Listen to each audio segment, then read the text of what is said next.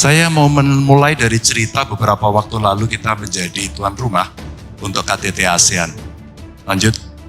Di KTT ASEAN ini ternyata nama Indonesia betul-betul sangat dipercaya. Sebelumnya adalah G20.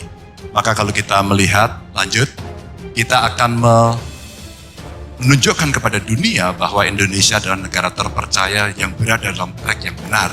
Optimisme ini mesti dibangun. Tentu ada mimpinya seperti yang ada di situ. Mimpinya apa? Menuju 2045, 100 tahun Indonesia, atau kalau mundur-mundur di 2050, setidaknya ekonomi kita akan melompat dari 17 rankingnya menjadi 4. Itu akan bergantung kita dan yang duduk di depan saya. Kira-kira itu. Dan kira-kira teman-teman, kita punya PR yang tidak gampang. Apa itu climate change? Yang kemudian kita mesti betul-betul berpikir sangat-sangat serius. Sangat serius pada persoalan ini. SDM kita tidak unggul, tidak akan bisa kita tangani. Anggaran kita tidak cukup, tidak bisa kita tangani. Kepedulian tidak ada, no way. Tidak akan bisa tertangani. Pada sisi itu, saya kira yang hadir di sini, teman-teman yang duduk di depan ini, yang di atas, di balkon semuanya, pasti akan menjadi bagian apa yang disebut sebagai bonus demografi. Di layar terpampang, kelas menengahnya ada 44%, dan kemudian tenaga produktifnya 69%. Sebuah aset yang tidak main-main. Tidak main-main. Maka pada saat itu, inilah yang hari ini mesti kita siapkan betul untuk meraih itu. Meraih dengan serius, menyiapkan dengan baik, dan hari ini saya senang diundang di UGM, karena ini bagian atau menjadi Center of Excellence. Kampus yang betul-betul sebenarnya bisa kita ajak, kita order untuk merancang itu dengan baik, dengan data yang bagus, riset yang bagus, dan seterusnya. Dan transformasinya ada 6 pilar. 1, soal pangan yang mesti dipenuhi. India sudah tidak mau mengekspor lagi. India tidak mau. Vietnam, Thailand menahan diri. Indonesia yang kaya banget, apakah cukup bisa meningkatkan produktivitasnya? Apakah cukup SDM kita memberikan? Apakah cukup benih yang baik? Apakah cukup saprotan yang bagus? Dan apakah ada off-taker yang bisa mengambil sehingga stabilitas harga tercapai? Pangan, termasuk diversifikasinya.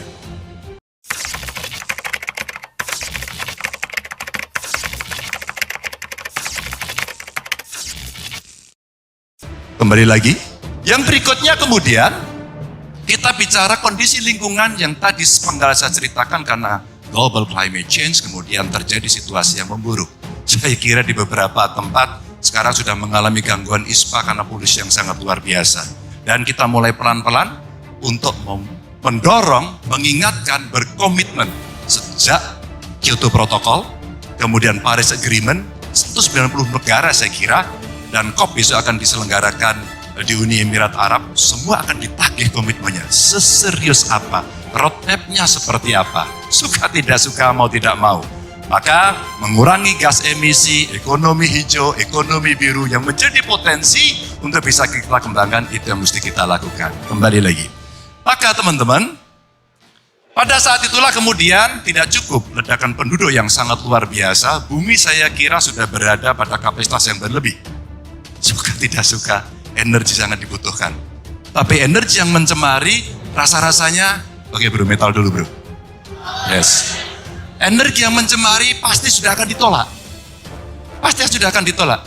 Tapi yang renewable yang mana? Apakah sudah cukup? Panel surya-nya sudah cukup belum? Tenaga anginnya sampai di mana? Geotermanya sampai di mana? Ini hari yang menjadi PR dan ada 2 senario besar. Senario moderat 2034 kita 31,8%. Di 2029 kita 23,5%. Tapi kalau mau skenario optimis, kira-kira 2034 kita berada di 56,9%. Berat, tapi kita harus lakukan. Suka tidak suka, no choice. Ini yang akan terjadi. Kembali lagi. Maka pada saat itulah percepatan yang harus dibangun itu tidak cukup mengandalkan hanya human. Kita butuh alat. Kita butuh alat. Apa instrumen yang bisa membantu? Artificial intelligence, dunia digital, yang infrastrukturnya mulai disiapkan sejak sekarang agar di remote area pun menjadi fair. Ada keadilan yang mereka terima sehingga dia bisa mendapatkan itu. Dan kalau itu bisa berkembang sampai dengan ekonominya, bahkan sampai ekonomi digital itu ada potensi yang bisa kita baca. Saya coba mencari teman para pakar untuk menghitung 4.531 triliun. Tentu tantangannya sudah kelihatan, infrastruktur, literasi digitalnya yang mesti dipenuhi, dan akselerasi yang mesti kita lakukan. Kembali lagi, maka teman-teman, Bapak Ibu sekalian, energi sudah, digitalisasi sudah, maka pendidikan dan kesehatan. Tugas negara, tugas pemerintah adalah ngurusi orang sejak ibu hamil, sejak kita masih dalam kandungan, sampai terlahir, kemudian meninggal. Negara mengurusi semuanya yang ada di situ. Maka modal manusia sehat, modal mereka yang sehat lahir batin adalah yang utama. Adalah yang utama. Teman-teman, kalau itu kita sudah punya, gak ada stunting, maka pertumbuhan jiwanya bagus, fisiknya bagus, otaknya bagus. Begitu dikasih pendidikan bagus, mereka akan mendapatkan itu. Pendidikan dan kesehatan yang baik.